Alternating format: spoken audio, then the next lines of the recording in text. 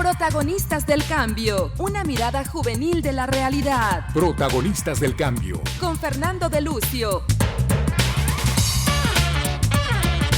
Buenos días, amigas, amigos, amigues. ¿Cómo están? ¿Qué me dicen? ¿Qué me cuentan? Bienvenidos a su programa Protagonistas del cambio, una mirada juvenil de la realidad. Les saluda su servidor, su acompañante, su amigo Fernando, que todos los sábados a las 11:30 de la mañana los espera ansioso de compartir con ustedes en este espacio por el 760 AM. ¿Y quién es Fernando? Dirán. Pues bueno, yo soy activista por los derechos de la infancia y en contra de la desaparición de personas en México. Además, soy un adolescente que sueña, como muchos de ustedes, en construir un mundo mejor. Ya es nuestro tercer programa. ¡Qué chido!, ¿no? Hemos tenido temas muy interesantes. Por si alguno de ustedes es su primera vez escuchando, pues le digo, quédese, bienvenido, bienvenida. Este es su espacio. Lo invito no solo a que escuche lo que se dice aquí, sino que también analicen, enjuicien y reflexionen sobre el contenido de este programa. Porque al terminar siempre les preguntaré, ¿qué opinan ustedes? En este espacio el objetivo es analizar la realidad de este mundo en el que vivimos desde una diferente perspectiva, desde una nueva perspectiva, la de los chavos y de las chavas. Justo por eso el nombre del programa, Protagonistas del Cambio, porque cada uno tenemos la capacidad para contribuir a formar el futuro que anhelamos. Saben, particularmente hoy amanecí muy emocionado, muy contento, esos días en los que amaneces con mucha energía, porque hoy tenemos una invitada muy especial en el programa, así es, hoy haremos una entrevista. Y ella es nuestra querida Tania Ramírez Hernández, la doctora Tania Ramírez Hernández, directora y fundadora de la carrera Derechos Humanos y Gestión de Paz en la Universidad del Claustro de Sor Juana. Es cofundadora de la organización Hijos de México, hijas e hijos de personas desaparecidas, exiliadas o asesinadas por motivos políticos, desde hace 21 años, así como integrante del comité Eureka. Es licenciada en Letras Hispanas. Disculpen, ya me equivoqué, me van a correr, no es cierto. Es licenciada en Letras Hispánicas, perdonen el error. No, es la UNAM, la Universidad Nacional Autónoma de México. Cuenta con un máster en proyectos editoriales por la Universidad Autónoma de Madrid y otro en materialismo histórico y teoría crítica por la Universidad Complutense de Madrid. ¡Wow!, ¿no? Tiene estudios de doctorado en lingüística y teoría de la literatura por la Universidad Autónoma de Madrid. Asimismo, ha trabajado en la Comisión de Derechos Humanos de la Ciudad de México, a cargo del área de vinculación social y el CONAPRED, donde fue encargada del despacho de presidencia hasta marzo de 2021. Ahora es directora ejecutiva de la REDIM, la Red por los Derechos de la Infancia en México, pero sobre todo lo que quiero destacar de ella es que es un gran ser humano y una excelente persona. Tania, qué gusto tenerte hoy compartiendo conmigo, con el público. Muchas gracias por acompañarnos. Muchas gracias, Fer. Para mí es un gusto estar acá hoy, esta mañana, contigo, con los protagonistas del cambio, haciendo evidente que las y los nuevos protagonistas del cambio pues son las voces jóvenes como la tuya, y entonces por eso me da más gusto estar ahora en el radio, que siempre es un buen momento y un buen espacio para comunicarnos con la gente que nos está oyendo, pero con mucho gusto de que sea aquí contigo, mi querido Fer. Así se habla, querida Tania. Pues yo aquí también muy contento de tenerte en esta maravillosa mañana. Pues te tenía como unas preguntas preparadas, pero quiero iniciar por quién eres tú, por tu historia. Tania, y entraré a un tema un poco difícil. ¿Te gustaría contarnos sobre el impacto que fue para ti la desaparición de tus familiares? ¿Quisieras hablarnos de tu historia? Sí, claro. Es fuerte porque es doloroso y me imagino que nunca dejará de serlo, pero también es cierto que pues en todo este tiempo, por la manera en la que por fortuna fui acompañada en mi historia como hija de una persona desaparecida, pues estoy bastante habituada a platicar sobre esto. Mi papá se llama Rafael Ramírez Duarte, fue desaparecido en 1977 por pertenecer a la Liga Comunista 23 de septiembre, que en aquellos tiempos era uno de tantos grupos revolucionarios que se planteaban un cambio para bien, un cambio democrático en nuestro país, que a veces radicalizaban sus vías porque las vías democráticas estaban no estrechas, cerradas, Claro. tapadas. Entonces tenían que inventar otras formas de promover ese cambio y me siento muy orgullosa de ser hija de una persona y de alguna forma también, de alguna forma soy también hija de una generación de Claro. personas que apostaron por ese cambio, que apostaron por un mundo para todos y no para unos pocos, que apostaron por la justicia y que nos enseñaron con su ejemplo de vida que nos merecemos un país en donde la igualdad se imponga, en donde la injusticia se elimine y bueno, creo que también con eso en miras fue relativamente fácil sentir que de alguna forma mi papá me acompañaba, déjame decirlo así. Claro. Como que sentía que no solo por sus fotos y etcétera, sino por todas sus historias y según yo misma iba avanzando en la vida y veía la injusticia y veía la pobreza y veía la explotación y veía pues tantas de las que ahora llamamos violaciones a derechos humanos, como que yo decía, no, pues es que está bien lo que hizo mi papá, ¿no? Entonces, bueno, yo en ese momento, en junio del 77, que es cuando desaparecen a mi papá, estaba en el vientre de mi madre, todavía no había nacido.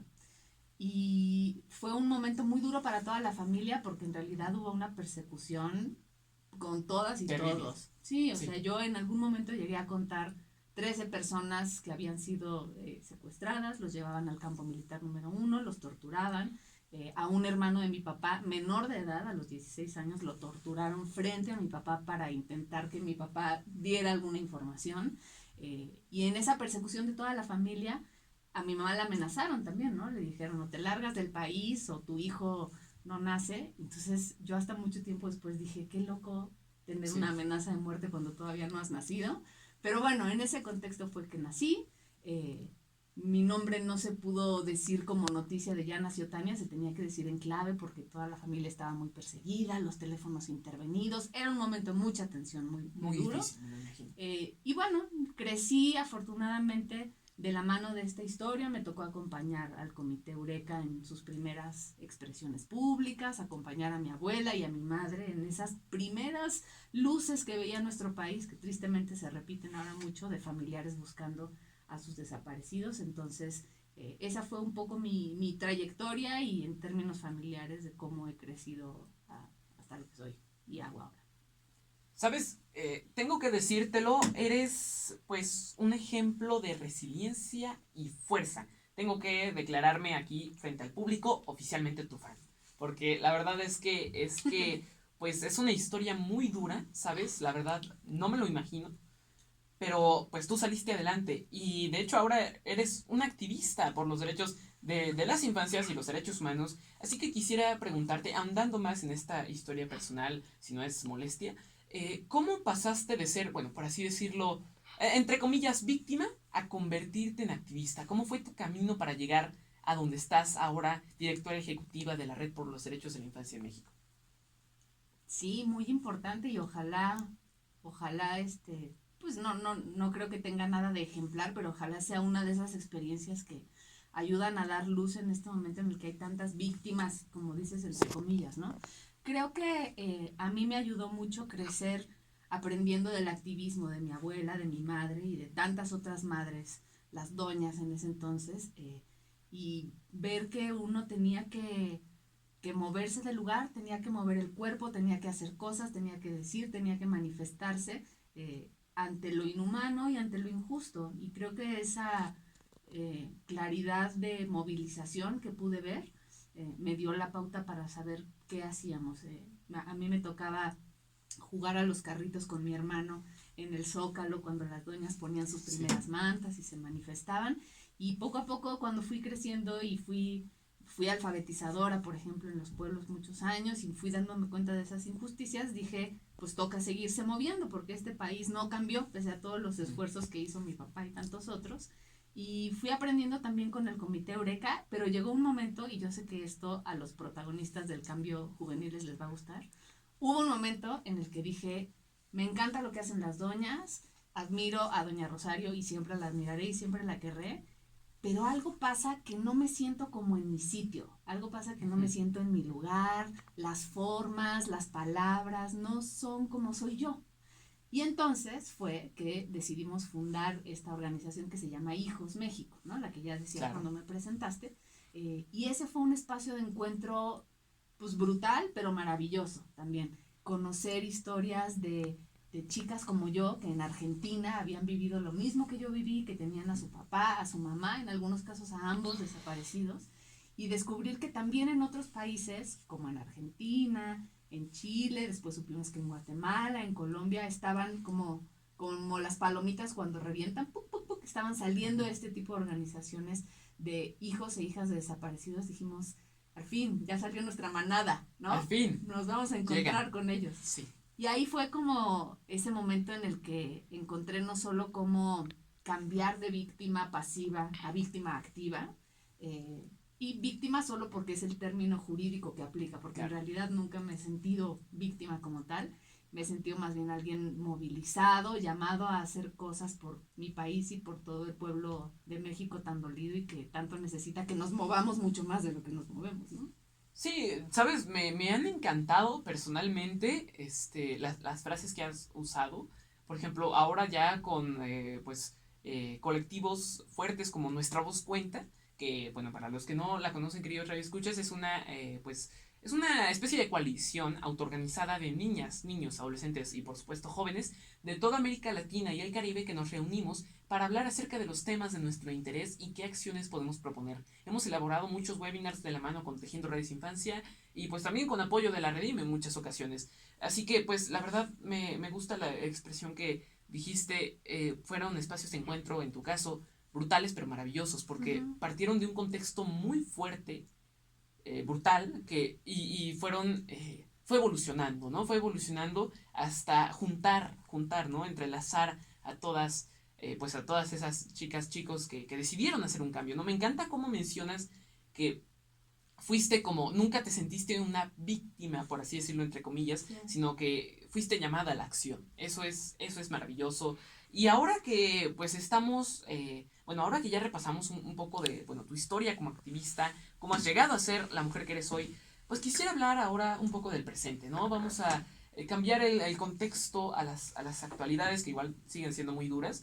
Estoy un poco preocupado, personalmente, porque he visto en las noticias últimamente mucho lo del reclutamiento forzado infantil en México. Tal vez algunos de los radioescuchas no conozcan el término o no sepan exactamente qué es. Así que, pues quisiera preguntarte, veo que la Redim ha hecho pues muchas investigaciones, está haciendo una campaña, creo. Quiero preguntarte, ¿qué es lo que está pasando con el reclutamiento forzado en México? Híjole, en realidad es una de esas problemáticas que nadie quiere ver, porque quizá nadie querría vivir y nadie querría que ningún niño o niña adolescente lo viva, sí, pero que hoy por hoy está sucediendo y que por no verlo, no movilizarnos y callarnos, se está recrudeciendo. Como ya decía, Redim hizo en este año un estudio junto con el Observatorio Nacional Ciudadano para poder arrojar un poco de luz sobre qué es esto el reclutamiento, cómo funciona. En diciembre ahora vamos a presentar la segunda parte de esa investigación. Y lo que hicimos con esta investigación fue poder, por un lado, analizar cuál es el estado de las leyes y el estado de las políticas públicas en nuestro país para dar cuenta del reclutamiento. Nos dimos cuenta de que no hay mucho. Para quienes no están familiarizados y nos escuchan, el reclutamiento está considerado una forma de trata. Digamos que contra la trata sí hay una ley en nuestro país, contra el reclutamiento no. Y eso hace que se desdibuje. Es una problemática compleja también. Cuando hablamos de reclutamiento, hablamos de esa captación, cooptación, siempre de manera forzada. Es irreal hablar de que hay un reclutamiento voluntario. Ningún niño, niña, adolescente optaría como medio de vida por el trabajo arriesgado, explotado y violento de los grupos delincuenciales y los grupos criminales que reclutan niñas, niños, adolescentes. Entonces el reclutamiento es ese enganche, cooptación, por eso reclutamiento, para incorporar a niñas, niños y adolescentes a las actividades del crimen organizado, pero no solo el crimen organizado como los grandes cárteles que suenan, sino los grupos delincuenciales, ¿no? La pequeña banda que en realidad la criminalidad organizada en nuestro país es tan diversa que da para mucho, y en este sentido se usa a los niños, lo cual es por supuesto contrario a todo derecho. Se les convierte, fíjate, hablando de víctimas o no víctimas, por fortuna ya tanto la UNICEF como la Oficina de la ONU contra la Droga y el Delito han establecido que antes de considerar que cualquier niño o niña adolescente pueda ser entendido como un victimario, porque llega el momento en el que son... Sí. Ejecutan a acciones, personas, ¿no? Tienen acciones criminales. Antes de entenderles como victimarios, tenemos que entender que son víctimas. Fueron víctimas de la extorsión, del secuestro, a veces también de la desaparición. De la amenaza. Exacto, a veces diciendo, sé que tu hermano está en la cárcel, si no te vienes conmigo yo lo mando a matar, sé dónde vive tu jefita. Por eso no podemos hablar de que sea voluntario, incluso cuando haya pues un acercamiento que lo pareciera, nunca se llega libremente a esto. Y lo terrible en el reclutamiento es que se expone a estas personas a un nivel y un tipo de violencia brutales que no debería de tener cerca ninguna persona, y mucho menos niñas, niños, adolescentes, y se convierten en trayectorias de vida que de momento solamente dan cuenta de la falta de la libertad o la falta de la vida, ¿no? Esos son los trayectos a los que se puede llegar, aunque se les engancha diciendo vas a tener una vida exitosa, con dinero, esa es un poco la promesa detrás de este horror, ¿no? Sí, pues la verdad es que pues yo he estado investigando justo respecto a ello y es un tema muy fuerte y la verdad creo que es necesario el punto en el que justamente como mencionas no sean visualizados como victimarios, sino como víctimas, porque eso es lo que son. He visto pues casos en los que pues sí, por ejemplo familias campesinas, agricultoras no viven en una zona controlada por el crimen organizado y no tienen más opción que pues el hijo de la familia va con ellos, pero no nunca de una manera pues voluntaria. Uh-huh. Hablando justamente de estas campañas que mencionábamos, justo entre ellas la del reclutamiento forzado en México, quisiera que nos platicaras de qué tratan. Bueno, aquí antes de continuar quiero hacer el spot publicitario. Estamos aquí en el 760 AM en el programa ya se me olvidó el nombre del programa, no es cierto, Protagonistas del Cambio, una mirada juvenil de la realidad. Aquí estoy yo, Fernando, conduciendo como siempre su anfitrión, y tenemos de invitada a la doctora Tania Ramírez Hernández, una gran amiga, que es directora de la Red por los Derechos de la Infancia en México. Y bueno, al inicio del programa dimos un currículum extenso, no lo puedo repetir porque nos llevamos el resto del programa. Pero bueno, quisiera que nos platicaras. Sé que hay otras campañas aparte de la del reclutamiento forzado infantil en México. Por ejemplo, la campaña contra la desaparición, la campaña contra el matrimonio infantil, entre otras. Quisiera que nos platicaras cuáles son los planes de estas campañas o cuántas son, bueno, unos detalles, ¿no? Para que el público pueda conocer acerca de ello. Seguro. Híjole, es que Redim es una red, eso no lo dijimos, pero Redim es una red de organizaciones. ¿Cierto? Que articula el trabajo de más de 70 organizaciones, casi 75, en 18 estados por lo menos de nuestro país. Y entonces los trabajos son muy diversos y los intereses y las preocupaciones son muy diversas. De todo tipo. Exacto. Tenemos todas estas campañas que en realidad son un elemento más de estrategias más grandes. Por ejemplo, la de reclutamiento, hicimos una campaña sobre reclutamiento forzado, pero además hubo un estudio, pero además hay una propuesta legislativa para que se cambien las leyes y se tipifique el reclutamiento para que se conozca más. Entonces, cada uno de los temas de nuestras campañas es una iniciativa como una ola, ¿no? Grandotota que claro. Se extiende en un terreno con muchas acciones hacia muchos actores. Tenemos, como decías, una campaña sobre trabajo infantil porque nos importa mucho impulsar la garantía de derechos de niñas, niños, adolescentes, que es en el fondo de lo que estamos hablando y de lo que trata todo el trabajo de Redim, para que niñas, niños, adolescentes no se vean en la necesidad de trabajar y si se ven en la necesidad de trabajar, que no se les criminalice y que no se les explote, ¿no? Como no hacerles culpables de la necesidad familiar que a veces existe. La campaña y esta de trabajo infantil surgió porque hicimos también un estudio sobre los nuevos retos que va a tener nuestro país frente al Tratado de Libre Comercio con Estados Unidos y Canadá, porque eso va a poner en jaque muchas de las leyes, prácticas y políticas respecto del trabajo. Totalmente. La de desaparición forzada es una de las campañas más lindas que tenemos y también más duras, sí, porque tenemos que promover el protocolo adicional de búsqueda de las personas desaparecidas cuando estas son niñas, niños, adolescentes, el PABNA, así es el nombrezote, ¿no? Que por cierto tú participaste en algunos de los foros en los que se construyó. Tuve el honor de participar junto a la REDIM y el gobierno en distintos foros en los que se fue construyendo este protocolo. La verdad, bueno, para los que no están muy conscientes de lo que ha sido todo el proceso legislativo del PABNA, Pues resumidamente es un nuevo protocolo nunca antes visto en México, específicamente de búsqueda de niñas, niños y adolescentes, que pues es asombroso. Se construyó entre autoridades internacionales, niñas, niños y adolescentes, las autoridades. Pues la verdad es que está muy completo, es eficaz para la búsqueda de niñas, niños y adolescentes. Aún no tenemos como la práctica para decir cómo ha sido implementado. Sin embargo, es un gran instrumento. Bueno, me decías respecto a estos protocolos. Es un gran instrumento que ojalá no tuviéramos que poner en práctica, Cierto. pero si hay niñez desaparecida y si hay adolescencia desaparecida, que ya es como lo más brutal del mundo, ¿no? Que seamos un país que no le ha, por poner una historia que es la mía y de la que puedo hablar, no le ha dado respuesta a una persona sobre dónde está su papá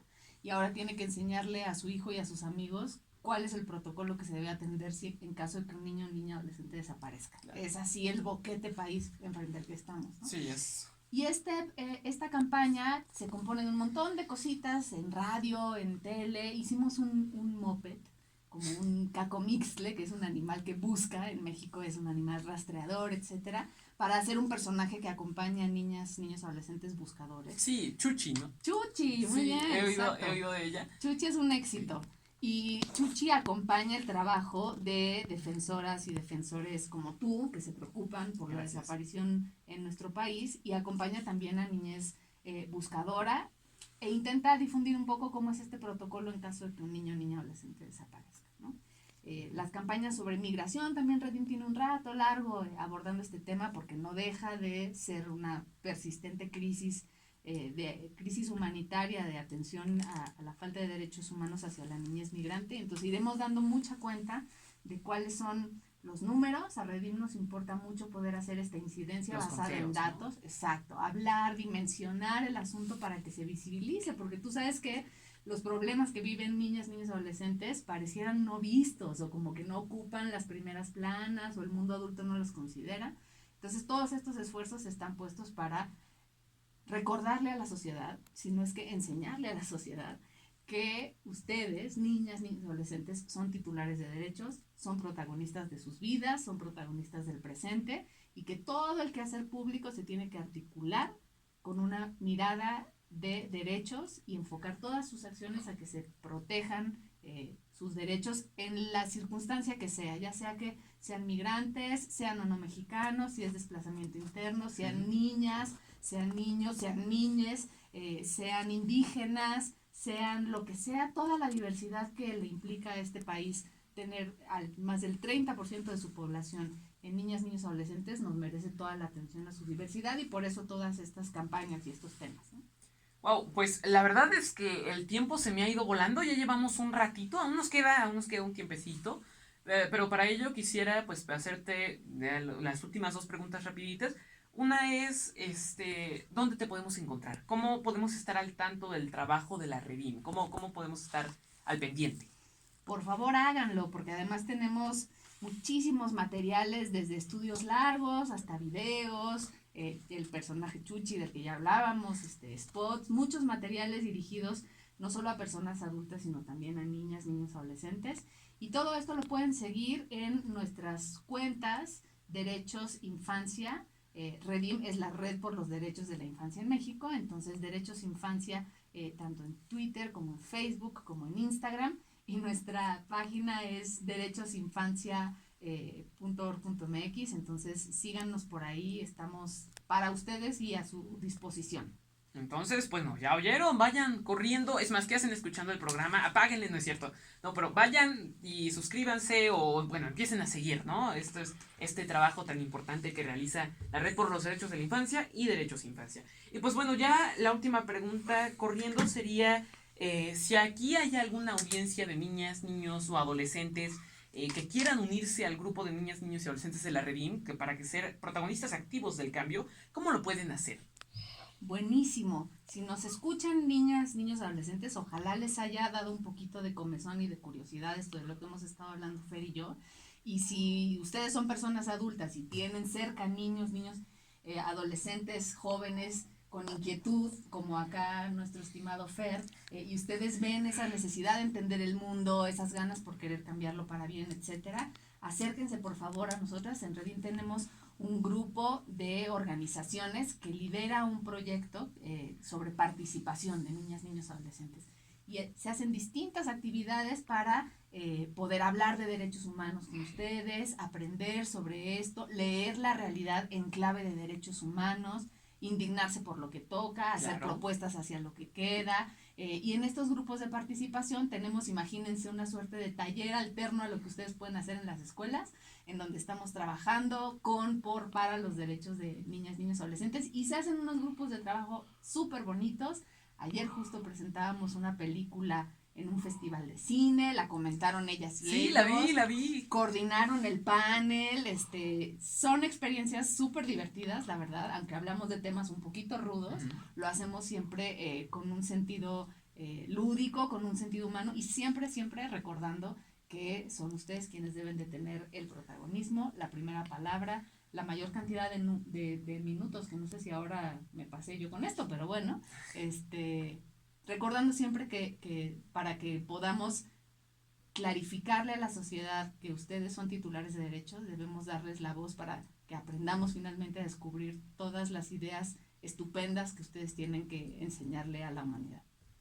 Pues qué maravilla, muchísimas gracias, Tania. Pues te aviso que si deseas dar a conocer algo a través de este espacio aquí, el 760 AM, pues este programa siempre estará abierto para ti, ya sabes, dar un anuncio de la Redim o cualquier cosa, pues aquí estaremos. Muchísimas gracias, Tania. Perfecto, muchas gracias, Fer. Y sí, tenemos ahí varios podcasts y cositas de audio que le pueden ser interesantes a la audiencia, entonces volveremos. Muchas gracias por el espacio. Gracias.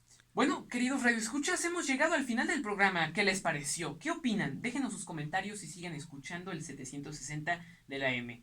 Saben, gracias por haberme acompañado a lo largo de este programa. Les recuerdo que todos somos agentes de cambio y que nuestras pequeñas acciones pueden impulsar grandes cambios.